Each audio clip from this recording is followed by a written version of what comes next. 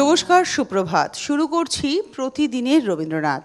গতকাল আমরা আমাদের ৬৮তম প্রজাতন্ত্র দিবস পালন করলাম। একদিনের জন্য আমাদের সারা ভারতবর্ষ ছেয়ে গিয়েছিল আমাদের জাতীয় পতাকায়। কিন্তু আমার মনে হয় আমাদের শপথ নেওয়ার দিন, আমাদের দেশকে ভালো রাখার দিন, এবং আমাদের এই শপথ নিতে হবে দেশকে ভালো রাখবো এবং আপামর ভারতবাসী আমরা অন্তত স্বদেশবোধে নিজেদেরকে উদ্দীপিত করব। এই ব্রত নিয়েই বলা যেতে পারে আমাদের গতকাল থেকেই পথ চলা শুরু হয়েছে। আমরা থাকবো বেশ কিছুদিন ধরে এভাবেই একেবারে স্বদেশ পর্যায়ের রবীন্দ্রনাথ ঠাকুরকে নিয়ে। আমাদের আজকের বিষয়ের সঙ্গে যাওয়ার আগে বলি, আজকে আমাদের সঙ্গে শিল্পী রয়েছেন মৌমিতা সেন। অনেক অনেক স্বাগত মৌমিতাকে। মৌমিতার গান শুনতে যেমন আপনারা ভালোবাসেন, আমিও ভালোবাসি। আপনাদের থেকে আমি একটু এগিয়ে থাকি একটা কারণে, যে আপনারা টিভির ও প্রান্তে থাকেন, আমি ওর পাশে বসে গানটা শুনি। এইটুকুই ফারাক খালি আপনাদের সঙ্গে আমার। আর রয়েছেন আরও দুই শিল্পী, তবলায় রয়েছেন স্বাগতম, আর কিবোর্ড আর পিয়ানোতে রয়েছেন দেবাশিস একেবারে। আর রয়েছেন আপনারা আমাদের ভাইয়েরা। সকলে মিলে আমরা আবার শুরু করি আজকের এই সপ্তাহের শেষের প্রতিদিনের রবীন্দ্রনাথ। আজকে না একটু আমাদের পথ চলাটা একটু অন্য মাত্রায় যাবে, বিভিন্ন মাত্রায় যাবে। তো আমরা আসবো, শুরু করি। পূজা পর্যায়ে দিয়ে তো আমাদের শুরু হয়। গানের ক্ষেত্রেও স্বদেশেই থাকবো, কারণ রবি ঠাকুরের মা মানে তো শুধু দেশমাতৃকা নয়, প্রত্যেক নারীকে বোধহয় তিনি একটা মর্যাদায় বসিয়েছিলেন। কখনো মা, তার কাছে স্ত্রী। আমরা কিন্তু অনেক ক্ষেত্রে দেখি নারীরা সম্মান পায় না, কিন্তু তার কাছে প্রত্যেক নারী কিন্তু সম্মানের সঙ্গে তিনি দেখতেন, এবং দেশমাতৃকাকে তো অবশ্যই।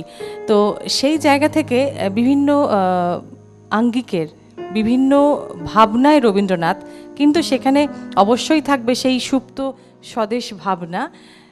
শুরু করব পূজা দিয়ে।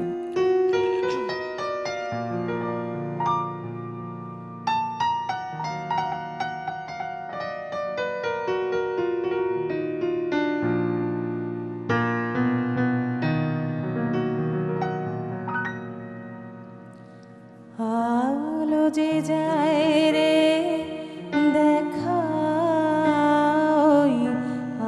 আলো আলো যে যায় রে দেখা, আলো হৃদয়ের পূব গগনে সোনার রেখা, আলো যে যায় রে দেখা, আলো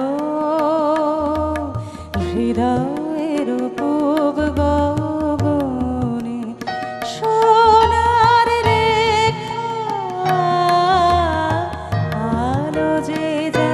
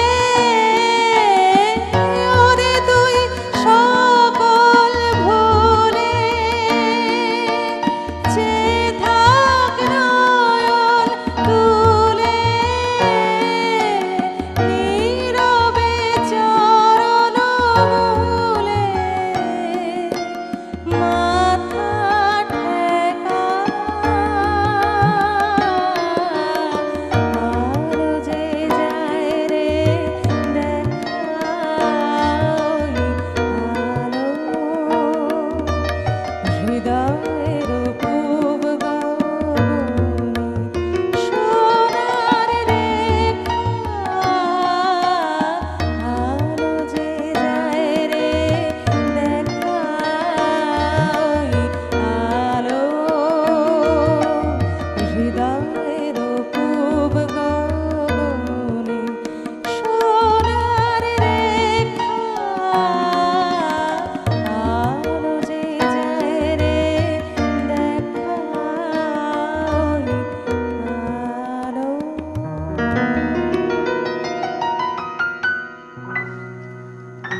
আমরা আজকে আলোচনা করব রবীন্দ্রনাথ ঠাকুরের স্বদেশপ্রীতি। আসল কথা, পারিবারিক সূত্রেই তার এই স্বদেশপ্রীতি বা তার মধ্যে দেশ মাতৃকার প্রতি ভালোবাসার বীজ বপন। সেটা যদি দাদার সঞ্জীবনী সভা থেকে শুরু করে পরবর্তী পর্যায়ে তিনি যখন সাধনা পত্রিকা সম্পাদন করছেন, তাতে তার বিকাশ ঘটেছিল। 1905 সালে আমরা অনেকেই জানি যে 1905 সালে বঙ্গবিরোধী আন্দোলনে, বঙ্গভঙ্গ আন্দোলনের সময় রবীন্দ্রনাথ ঠাকুরের প্রথম হয়তো পথে নেমে বিদ্রোহ করা বা বিপ্লব করা বা প্রতিবাদ করা বলা যেতে পারে। কিন্তু তার আগে থেকেই, তিনি যখন খুবই ছোট সেই সময় থেকে কিন্তু তার মনের মধ্যে ভারতীয় বোধ, এই বোধ কিন্তু ভীষণভাবে কাজ করত। আমরা যদি বলি, তাহলে আমার আজকে অনুষ্ঠান করতে গিয়ে মনে হয়েছে রবীন্দ্রনাথ ঠাকুরের বিভিন্ন উপন্যাসের মধ্যেও কিন্তু বারবার ফিরে এসছে এই স্বদেশ বোধ বা স্বদেশ চেতনা। সেটা ঘরে বাইরেতে সুস্পষ্টভাবে যোগাযোগ, চার অধ্যায় এবং এমনকি গোড়াতেও যদি আমরা দেখি, সেখানেও কিন্তু সেই দেশমাতৃকার কথাই বলা হচ্ছে। তিনি ভারতবর্ষের নাগরিক হিসেবে নিজেকে নানানভাবে নানান জায়গায় বসিয়ে দেখেছেন যে দেশকে কি করে ভালো রাখা যায়। আসলে তার কাছে দেশ মানে শুধু ওই একটা সার্বভৌমত্ব বজায় রেখে সীমারেখা নয়, তার কাছে দেশ মানে মানুষ। তাই তো তিনি বলছেন যে হেমর চিত্ত পূর্ণ তীর্থে জাগরে ধীরে, এই ভারতের মহামানবের সাগর তীরে, হেথায় দাঁড়ায়ে দুবাহু বাড়ায়ে নমি নর দেবতারে, উদার ছন্দে পরমানন্দে বন্দন করিতারে। এখানে তিনি মানুষকেই বন্দনা করার কথা বলেছেন, অর্থাৎ মানুষকে ভালো রাখার কথা বলেছেন। আজকে এইভাবে আমরা এগিয়ে যাব। রয়েছেন আপনারা আমাদের সঙ্গে, আপনাদের থেকেও আমাদের অনেক কিছু জানার রয়েছে, কিন্তু তার সঙ্গে থাকছে মৌমিতার গান। এরপর একটা স্বদেশেই থাকি।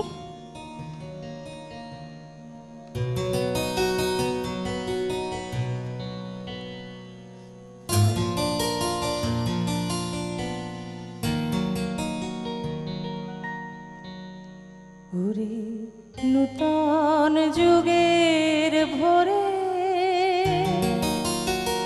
দিশনে সময় কাটে বৃথা, সময় বিচার করে ওরে নূতন যুগের ভোরে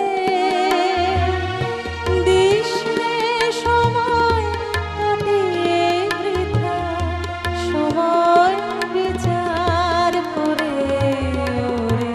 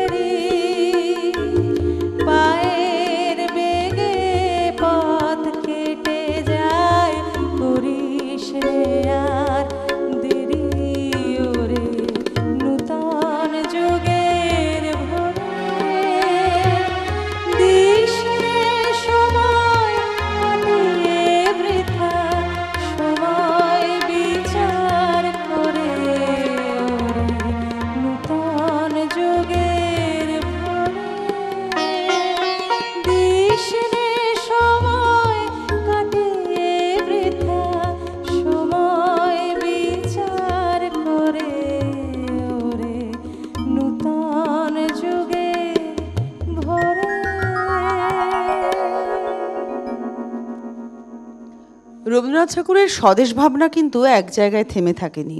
তিনি নানান জায়গায় নিজেকে নিয়ে গেছেন, বারবার নিজেকে পরিবর্তিত করেছেন এবং অবশ্যই আমরা তাকে নানানভাবে নানান জায়গায় দেশবন্দনার নানান রূপ তার মধ্যে থেকে খুঁজে পেয়েছি।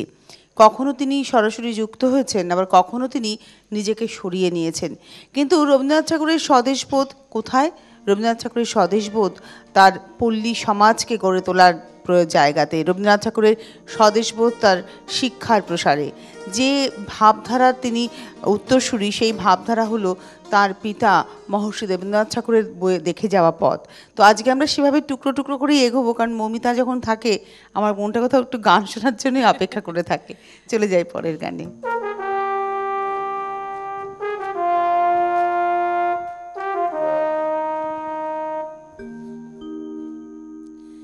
এক সূত্রে বাঁধিয়াছি সহস্রটি মন, এক কার্যে সপিয়াছি সহস্র জীবন। এক সূত্রে বাঁধিয়াছি সহস্রটি মন, এক কার্যে সপিয়াছি সহস্র জীবন।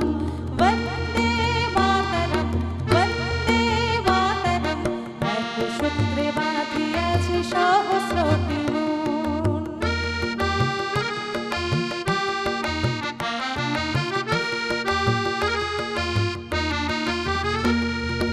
আসুক সহস্র বাধা বাধক প্রলয়, আমরা সহস্র প্রাণ রহিব নির্ভয়। আমরা সহস্র প্রাণ রহিব নির্ভয়। বন্দে বন্দে এক সূত্রে বাঁধিয়াছি সহস্রটি মন।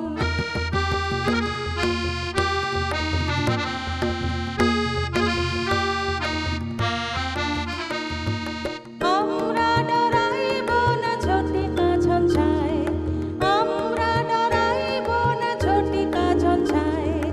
অযুত তরঙ্গ বক্ষে সহিব হেলায়, টুটিত টুটুকই নশ্বর জীবন।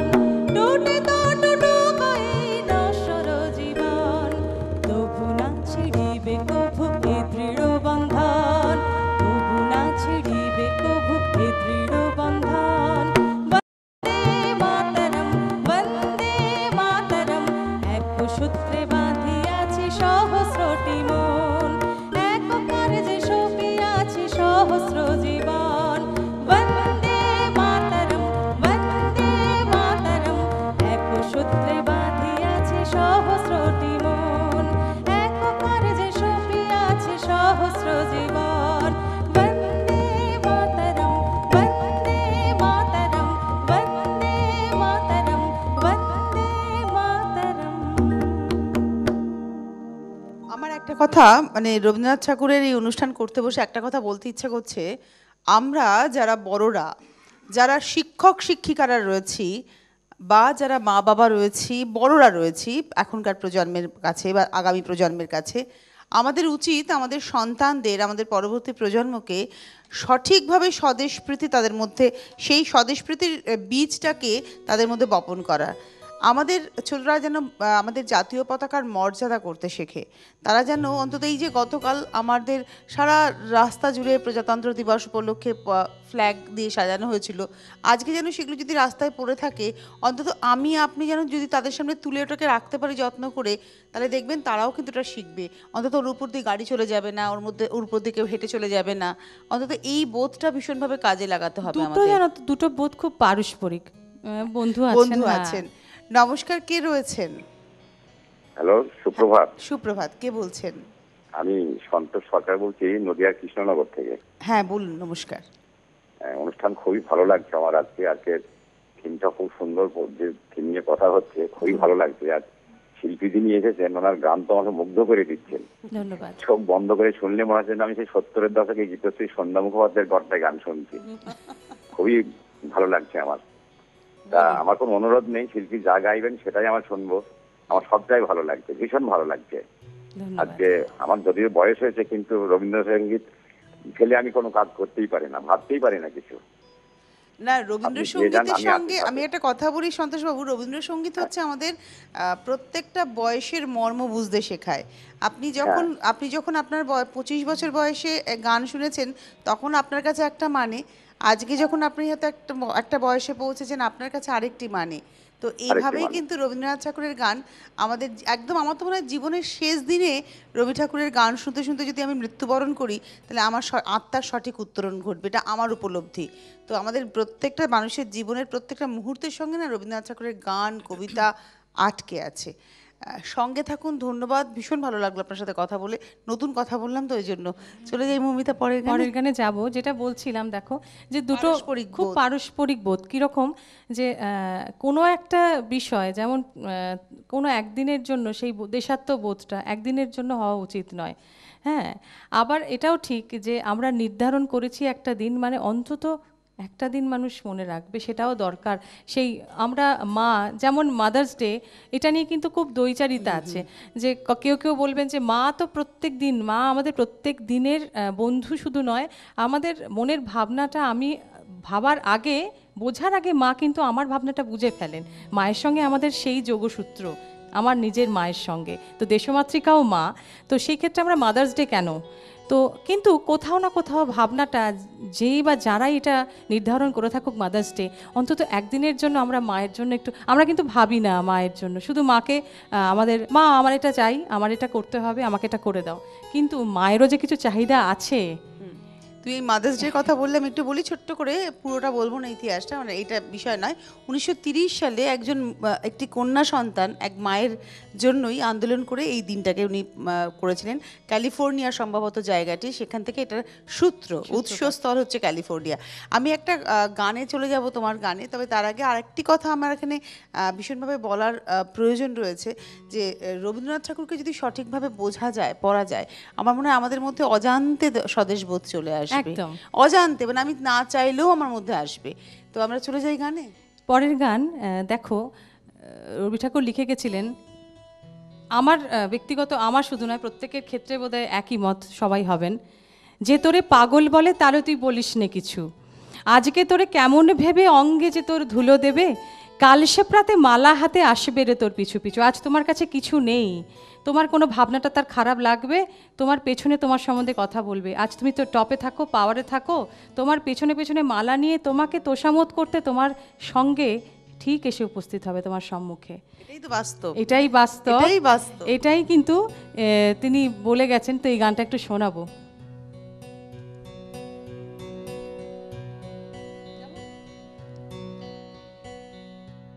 যে তোরে পাগল বলে তারে তুই বলিস নে কিছু, তোরে পাগল বলে তারে তুই বলিস নে কিছু, আজকে তোরে কেমন ভেবে অঙ্গে যে তোরে ধুলো দেবে, আজকে তোরে কেমন ভেবে অঙ্গে যে তোরে ধুলো দেবে, কাল সে প্রাতে মালা হাতে, কাল সে প্রাতে মালা হাতে আসবে রে তোর পিছু পিছু, যে তোরে পাগল বলে তারে তুই বলিস নে কিছু, যে তোরে পাগল বলে তারে তুই বলিস নে কিছু।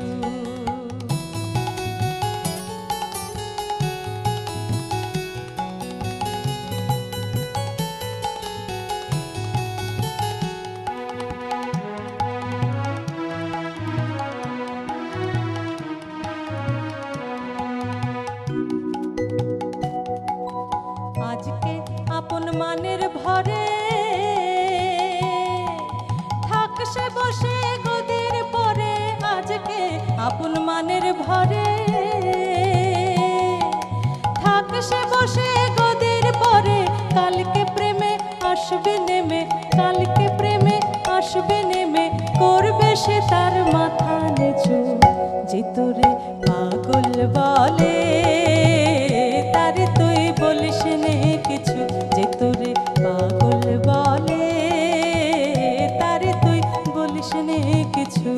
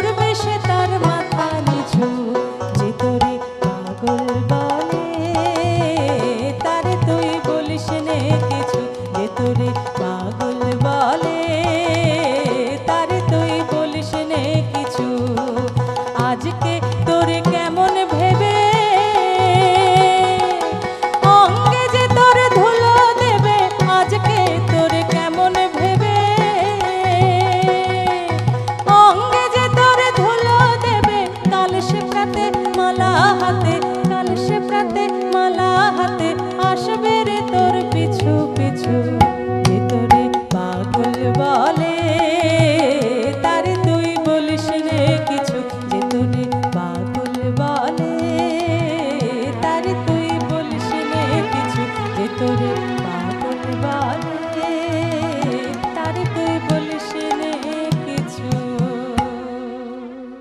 কি প্রাসঙ্গিক বিষয় জানেন তো, রবীন্দ্রনাথ ঠাকুর যতদিন নোবেল পাননি, যতদিন পর্যন্ত নোবেল পাননি ততদিন পর্যন্ত কিন্তু তিনি নিজে এই বই লিখতেন, কবিতার বই লিখতেন, নিজেই ছাপাতেন, নিজেই আত্মীয় স্বজনদের বিলি করতেন।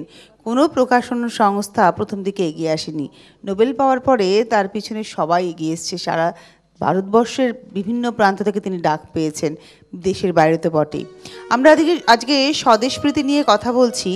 রবীন্দ্রনাথের দেশপ্রেম নিয়ে নানান কথা থাকলেও যে কথাটি ভীষণভাবে সত্য এবং যেটি সব কিছুকে ছাপিয়ে যায় তা হলো 1919 সালের 13ই এপ্রিল জালিয়ানওয়ালাবাগের যে অমৃতসরের জালিয়ানওয়ালাবাগের যে হত্যাকাণ্ড। যখন সেখানে মানুষ মারা গেলেন তখন রবীন্দ্রনাথ ঠাকুর প্রতিবাদ করলেন এবং 23শে এপ্রিল থেকে 26শে এপ্রিল, এই 23শে এপ্রিল থেকে 28শে এপ্রিল এই সময়ের মধ্যে তিনি অ্যান্ড্রুজকে পাঁচটা চিঠি লেখেন এবং তারপর ভাইসরয় লর্ড চেমসকে, আমি একটু বলে দিই নামটা, লর্ড চেমসফোর্ডকে তিনি একটি চিঠি লিখেন যে তিনি নাইট উপাধিটিকে ত্যাগ করতে চাইছেন। তার বয়ানটা ঠিক কী ছিল আমি একটু পড়ে শোনাই আপনাদের।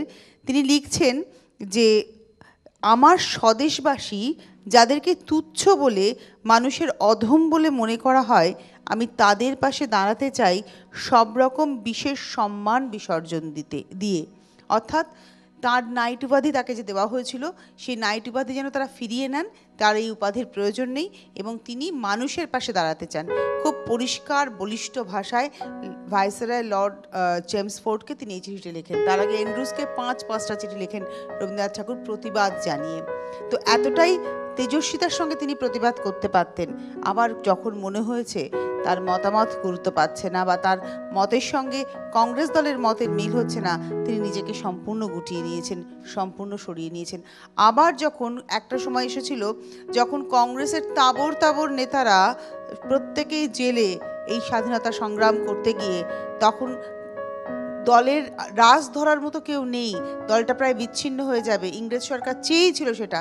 সেই সময় রবীন্দ্রনাথ ঠাকুর সভাপতিত্ব করেছিলেন কংগ্রেসের এবং তিনি ভাষণ রেখেছিলেন, এই কাজটিও তিনি করেছিলেন। সুতরাং আমরা অনেকেই অনেক কথা বলি, অনেক নেগেটিভ ওয়েভ লেন্থ আমরা তৈরি করি, অনেকেই আছি রবীন্দ্রনাথ ঠাকুর সম্পর্কে। তার ভালোটাও যেমন বলছি, আবার মন্দটাও নিয়ে অনেকে ভীষণভাবে নাড়াঘাটা করেন। আসলে একটা মানুষের যখন ভালোই মন্দই মিশিয়ে তো মানুষ, কিন্তু যদি ভালোর পরিমাণটা বেশি হয়ে যায় না, তখন মন্দটা নিয়ে আর কথা বলতে নেই, কারণ সে তো অনেকটা ভালো করে গেছে, এটা আমার মনে হয়। তো ভালোটাকে নিয়ে কথা বললে না আরও ভালো উঠে আসতে পারে। তো তোমার পরের গানে যাই আমরা।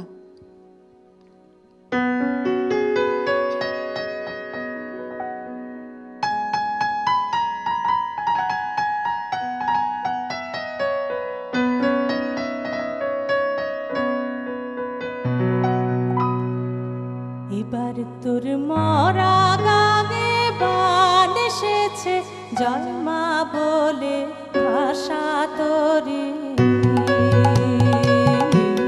এবার তোর মরা গানে বান এসেছে, জন্মা বলে ভাষা তোরে।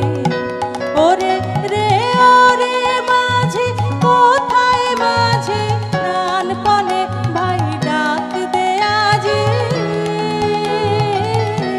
ওরে রে ওরে মাঝি, কোথায় মাঝি, প্রাণপণে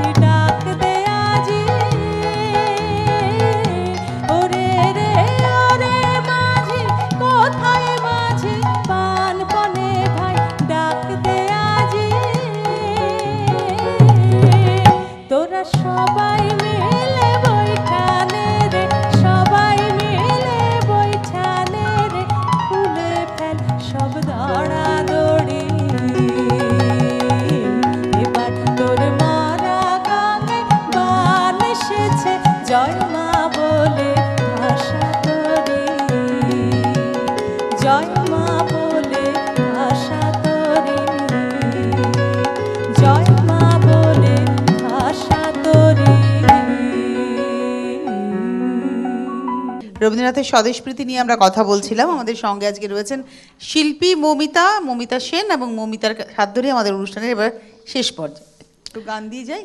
হ্যাঁ, গান দিয়ে যাব। আমি আসলে ওই আমি কি নন্দিতাদি একটা গানের অনুরোধ করেছিলেন, দাও। তো সেই গানটি ঠিক আছে, আমি একটা গান শোনাচ্ছি, ততক্ষণ তোমার ওইটা বার করতে থাকবে। তুমি দেখো এই দুটোর মধ্যে যে কোনো একটাই হবে।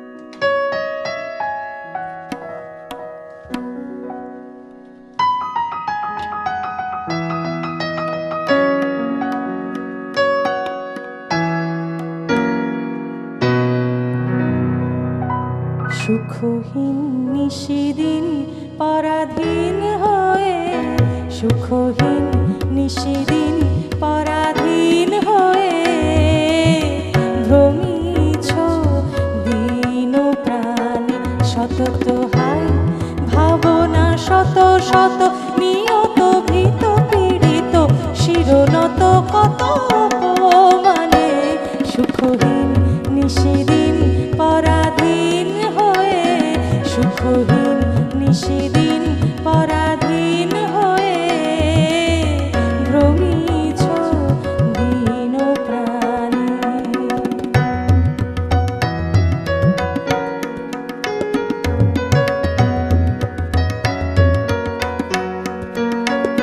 জানো না রে অধূর্ধ্বে বাহির অন্তরে ঘেরি তোরে, জানো না রে অধূর্ধ্বে বাহির অন্তরে ঘেরি তোরে নিত্য রাজে সেই অভয় আশ্রয়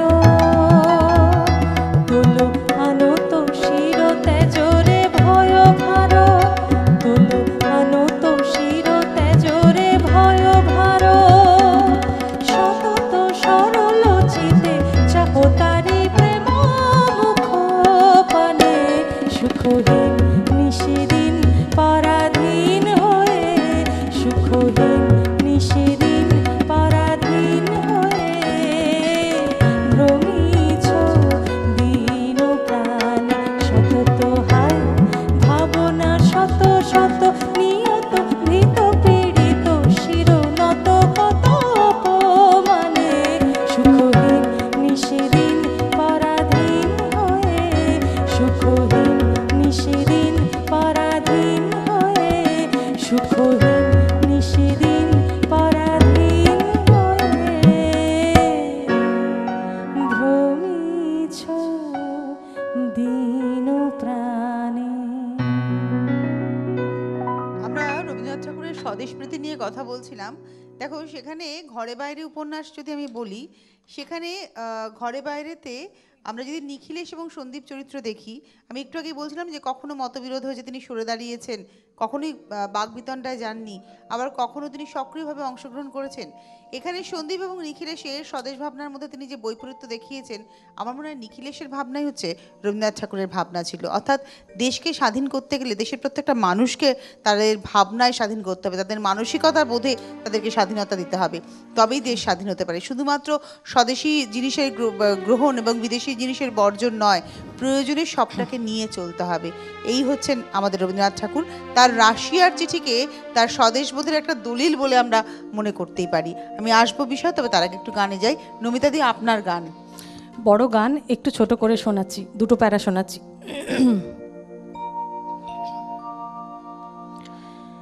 দেশ দেশ নন্দিত করি মন্দ্রিত তব ভেরি, আসিল যত বীর বৃন্দ আসন তব ঘেরি। দেশ দেশ নন্দিত করি মন্দ্রিত তব ভেরি, আসিল যত বীর বৃন্দ আসন তব ঘেরি। দিন আগত হই ভারত তবু কই, দিন আগত হই সে কি রহিল লুপ্ত আজি সব জন পশ্চাতে। লোক বিশ্বকর্ম ভার মিলি সবার সাথে, প্রেরণ কর ভৈরব তব দুর্জয় হে, জাগ্রত ভগবান হে, কত দুঃখ দহন তুচ্ছ করিল যারা, মৃত্যু গহন পার হইল টুটিল মোহ কারা। দিন আগত ভারত তবু কই, দিন আগত নিশ্চল নির্বীর্য বাহু কর্ম কীর্তিহীনে, ব্যক্ত শক্তি নিরানন্দ জীবন ধন দিলে। প্রাণ দাও প্রাণ দাও দাও দাও প্রাণ হে, জাগ্রত ভগবান হে জাগ্রত ভগবান। নূতন যোগ সূর্য উঠিল ছুটিল তিমির রাত্রি, তব মন্দির অঙ্গন ভরি মিলিল সকল জাতি। দিন আগত হই ভারত তবু কই, দিন আগত হই গত গৌরবহিত আসন নত মস্তক লাজে, গ্লানি তার মোচন কর নর সমাজ মাঝে। স্থান দাও স্থান দাও দাও দাও স্থান হে, জাগ্রত ভগবান হে জাগ্রত ভগবান। দেশ দেশ নন্দিত করি মন্দ্রিত তব ভেরি, আসিল যত বীর বৃন্দ আসন তব ভেরি। দিন আগত হই ভারত তবু কই, দিন আগত হই দেশ দেশ নন্দিত করি মন্দ্রিত তব ভেরি, আসিল যত বীর বৃন্দ আসন তব ভেরি। কি ভালো গানটা গো, ভীষণ ভালো গানটা, মানে বড় গান, 6টা কিন্তু স্ট্যান্জা রয়েছে, আমি তিনটে তিনটে গাইলে। শোনালাম। কিন্তু ভীষণ, মানে কি বলবো, মানে একটা রক্তের মধ্যে একটা প্রত্যেকটা প্যারাতে যেন মানে মানে দিন আগত ওই ভারত ভারত তবু তবু কই। কই। বাস্তব কথা, তাই একদম। আজকেও আমরা তাই কথাই বলবো যে দিন আগত ওই ভারত তবু মানে কই। তুমি কোনো প্যারাটাকেই কম মার্ক দিতে পারবে না। যারা তব শক্তি লোভিল নিজ অন্তর মাঝে, বর্জিল ভয় অর্জিল জয় সার্থক হলো কাজে। আত্ম অবিশ্বাস্য তারও নাশ কঠিন ঘাতে, পুঞ্জিত অবসাদ ভার হানো অশনিপাতে। একদম। আমাদের সঙ্গে কি কোনো বন্ধু আছেন?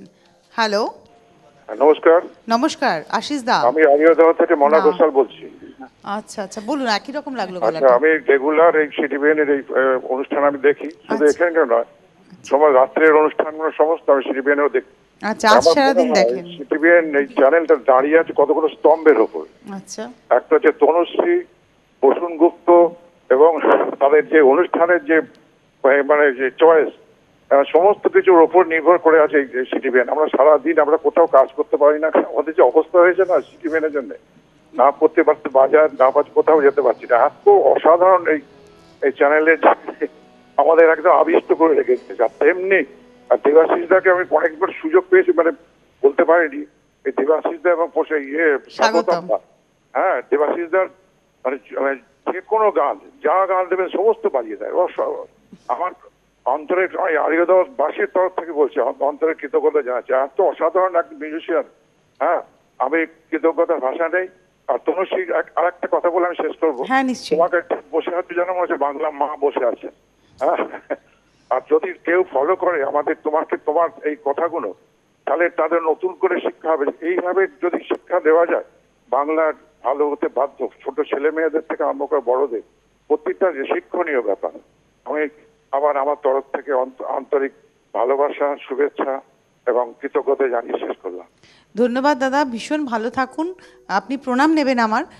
আপনি যেভাবে আমাদের ব্যাখ্যা করলেন আমাদের চ্যানেলের কথা, আমরা আসলে থেকে জানেন তো, এই যে আপনি স্তম্ভের কথা বললেন, আমাদের মূল স্তম্ভ কিন্তু হচ্ছে আমাদের অনুষ্ঠানের যে মানে চয়ন, 1 নম্বর কথা।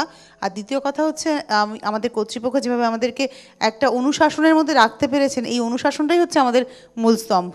সেই কারণেই কিন্তু আমরা এতগুলো বছর কাজ করতে পেরেছি এইভাবে। আর সত্যি কথা বলতে আমাদের বাঙালিয়ানা, আমাদের চ্যানেলের যেটা ক্যাচ লাইন থাকে তো প্রত্যেকটা চ্যানেলের, আমাদের চ্যানেলের ক্যাচ লাইন হচ্ছে 16 আনাই বাঙালিয়ানা। মানে আমরা শুরু থেকে শেষটা বাঙালিয়ানাকেই ধরে থাকবো। তাতে যদি আমাদের কেউ সংকীর্ণতার কথা বলে যে যাত্রাভিমান অত্যন্ত প্রবল, হ্যাঁ, আমাদের যাত্রাভিমান সত্যিই প্রবল। আমি বাঙালি বলে ভীষণ গর্বিত, এবং আমি চাই যারা বাঙালি তারা অন্তত শুদ্ধ বাংলায় কথা বলতে শিখুক। হ্যাঁ, আমরা প্রয়োজনে ইংরেজি কথা কি বলি না, নিশ্চয়ই বলি, কিন্তু যখন আমি আমার মনের ভাব প্রকাশ করব তখন কিন্তু বাংলা ভাষা ছাড়া আমার মুখ থেকে অন্য কোনো কথা বেরোবে না। আমরা যে ভাষায় কথা বলি না কেন, তুমি দেখবে যখন ব্যথা পায় তখন কিন্তু তার নিজের মাতৃভাষা বেরিয়ে আসে, সেটা গোপাল ভাঁড়ের গল্পেতেও ছিল।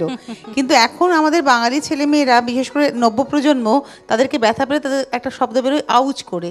তো আউচ না করে আমরা কিন্তু, আমার মনে হয় যখন খুব, ওটা কিন্তু হচ্ছে কায়দায় বলা, আর যখন খুব জোরে ব্যথা পাবে তখন ও মা গো বলেই চিৎকারটা করবে। এটা হচ্ছে সিস্টেম। মানে আমি খুব মজা করে কথাটা বললো, এটা হচ্ছে স্টাইলিশ ব্যথা। স্টাইলিশ ব্যথা হলে আউচটাই বেরোবে, কিন্তু সত্যি সত্যি যদি ব্যথা পায় না তখন ও মা গো বলেই উঠবে। তো এই মা শব্দটা কোথাও যেন দেশমাতৃকার সঙ্গে তো জড়িত রয়েছে। আমি রাশিয়ার চিঠির কথা বলছিলাম মমিতা, একটু বলি। একদম। রাশিয়ায় ঘুরতে গিয়ে কবিগুরু যে চিঠি লেখেন সেটা কিন্তু দলিল হিসেবে আমরা রাখতে পারি। তিনি সেখান থেকে তার ছেলেকে রথীন্দ্রনাথকে, পুত্র রথীন্দ্রনাথকে লিখছেন যে, তিনি বলছেন যে যেসব কথা আমি বহুকাল ভেবেছি এবার রাশিয়ায় তার চেহারা দেখে এলাম। 1933 সালের 14ই অক্টোবর পুত্রবধূ প্রতিমা দেবীকে তিনি বলছেন, লিখেছেন চিঠিতে, তিনি লিখছেন যে আমি বহুকাল যা ধ্যান করেছি এবার রাশিয়ায় তা দেখে এলাম। ওরা তা কাজে খাটিয়েছে, তবে আমি পারিনি বলে দুঃখ নেই। আমি পারিনি বলে দুঃখ হলেও হাল ছেড়ে দিলে লজ্জার বিষয় হবে। কিন্তু অল্প বয়সে জীবনে যা লক্ষ্য ছিল শান্তিনিকেতন, শ্রীনিকেতনে তা সম্পূর্ণ সিদ্ধ না হোক সাধনার পথ অনেকখানি প্রশস্ত করেছি।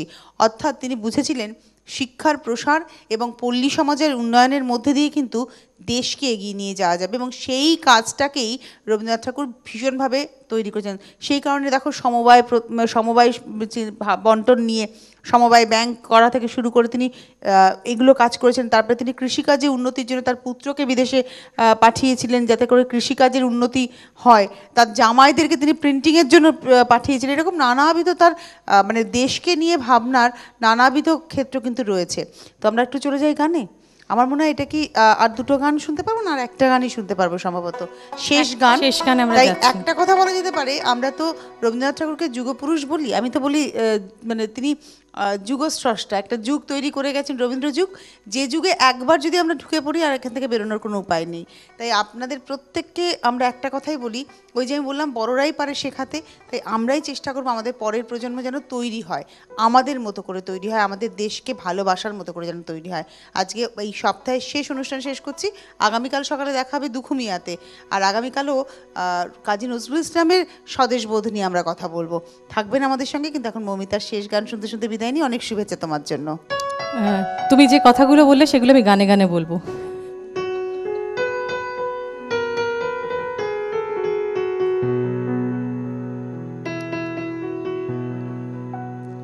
রইল বলে রাখলে কারে, হুকুম তোমার ফলবে কবে, তোমার টানা টানি টিকবে না ভাই, রবার যেটা সেটাই রবে। রইল বলে রাখলে কারে, হুকুম তোমার ফলবে কবে, তোমার টানা টানি টিকবে না ভাই, রবার যেটা সেটাই রবে। রইল বলে রাখলে কারে।